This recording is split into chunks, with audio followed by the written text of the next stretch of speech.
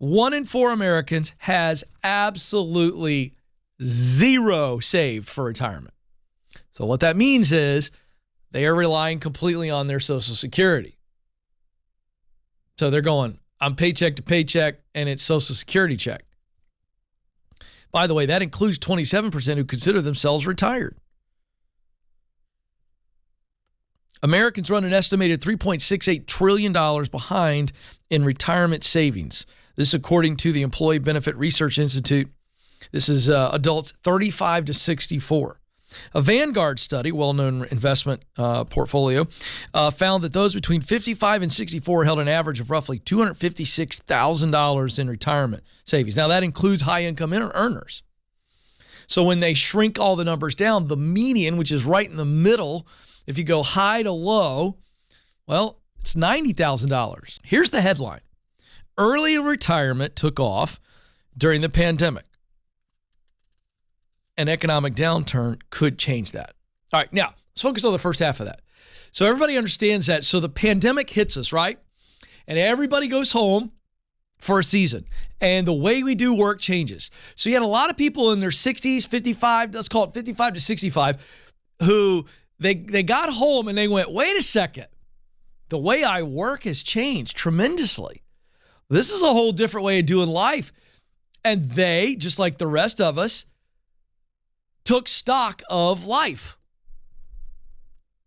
And a lot of them, 55 to 65, looked in their retirement accounts and they went, ho, ho, ho, ho. All righty then. I'm good. And they said, I'm out. Deuces. Nobody 55 to 65 actually said that, but you get my point. And they said, all right, we're done. Okay. Now, so that happens during the pandemic. All the while, and I've reported this consistently on the show, the pandemic did spin off a lot of new types of jobs.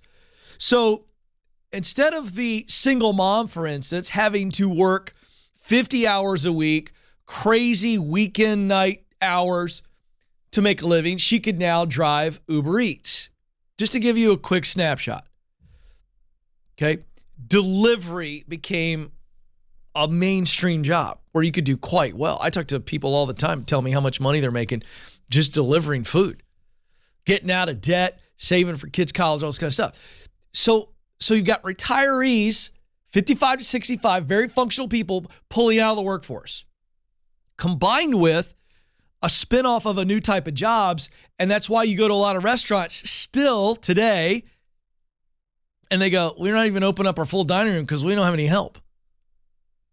All right. Now, this is where it gets interesting, and this is about retirement. So as many Americans have come back to work, those people who retired early, a large chunk of them have not come back to work. Look at the numbers. In September, the share of people 55 and older who were working or looking for work was down 1.5 percentage points as compared with February 2020.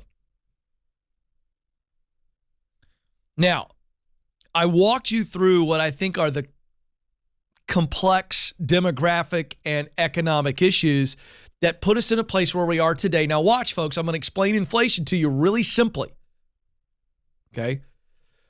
You have right now basically 10.3 million job postings open or available, but unemployment right now is at 3.7%, which are historically low numbers.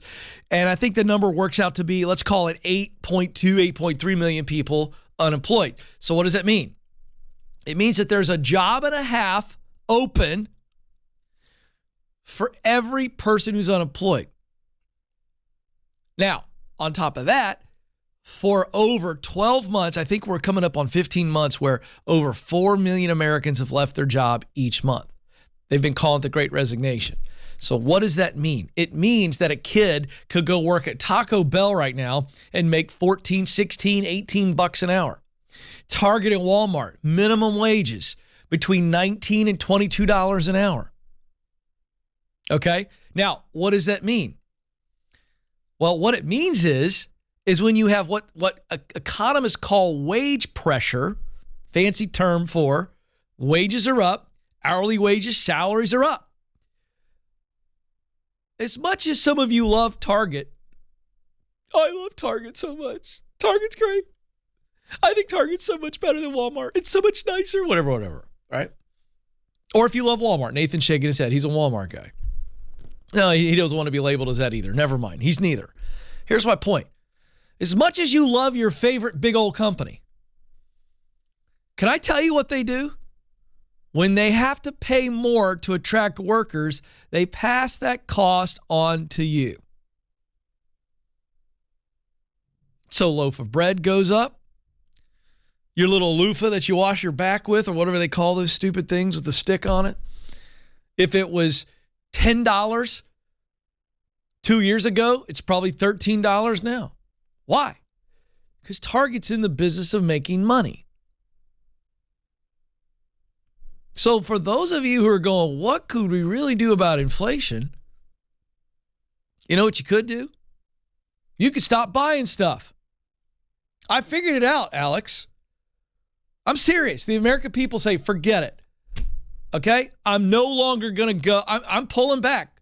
I'm only buying the basics. Watch Target and Walmart lower their prices to get you back in. That's how we deal with inflation. The American people keep spending. Consumers can control a lot of activity. Now, here's back to the story of those that are retiring early. Are they going to have to come back? One of the reasons we saw older workers feel empowered to leave was that their balance sheets were fine. If these retired workers do what Ramsey Solutions recommends and they ride the roller coaster of the stock market, because it's been largely down this year, okay? It was up big time in 2021. The last 3 days, stock market's been good, okay? But if they ride it out, then those older workers aren't going to return to the workforce. They're just not. And that's why the workforce hasn't fully recovered, and the word recovered is relating to why do we have this gap between the amount of jobs available and people who are unemployed? Because you got a lot of people 55 and 65 that are, I don't know what they're doing right now, Alex. Maybe shuffleboard? They're probably eating lunch right now, right? And then they're going to go take a nap because they have invested wisely and they have retired well.